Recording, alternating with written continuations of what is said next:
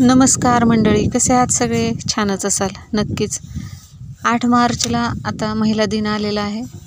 आपण त्याच्यासाठी ही कविता निवडलेली आहे. अतिशय साधी, सोपी आणि बराचसा गर्भितार्थ सांगणारी अशी ही कविता आहे. कवितेच्या कवयित्री आहेत कोमल जगताप. तर ऐकूयात. स्त्रीचं असणं नसणं सारखंच असतं. स्त्रीचं असणं नसणं सारखंच असतं. स्त्रीचं असणं पण स्त्री नसणं. स्त्रीचं असणं पण स्त्री नसणं दोन्ही सारखंच नसतं. बघा परत एकदा ऐका. स्त्रीचं असणं पण स्त्री नसणं दोन्ही सारखंच नसतं. स्त्री म्हणून वागून घेणं सोपं असतं. स्त्रीचं स्त्री म्हणून वागून घेणं सोपं असतं, पण त्या स्त्रीला स्त्री म्हणून वागायला लावणं मात्र कठीण असतं. पण त्या स्त्रीला स्त्री म्हणून वागायला लावणं मात्र कठीण असतं. स्त्रीच्या गर्भात 9 महिने राहणं सोपं असतं.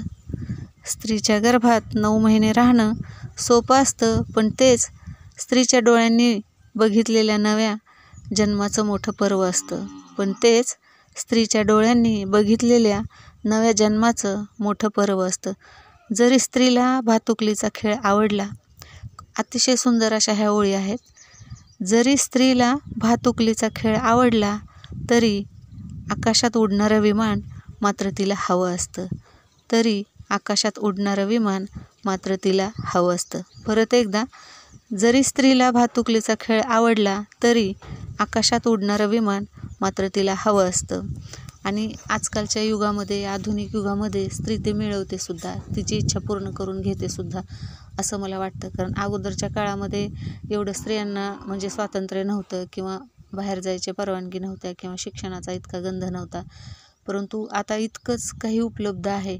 सोशल मीडियामुळं म्हणा, किंवा आपले जुन्या लोकांनी जी काही पुस्तकं, ग्रंथ लिहून ठेवलेत, आणि स्त्री शिक्षित झाल्यामुळं तिला ते सगळं वाचता येईल.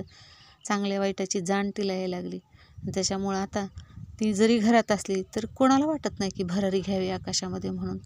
आणि तिला आता पंख आलेले आहेत हे नक्कीच. आणि ती आता आपले पंख कुणालाही छाटू देत नाही, हेही तितकंच खरं आहे. कशी वाटली तुम्हाला ही कविता? आवडली का? आवडली असेल तर नक्कीच लाईक, शेअर आणि सबस्क्राईब करा. धन्यवाद.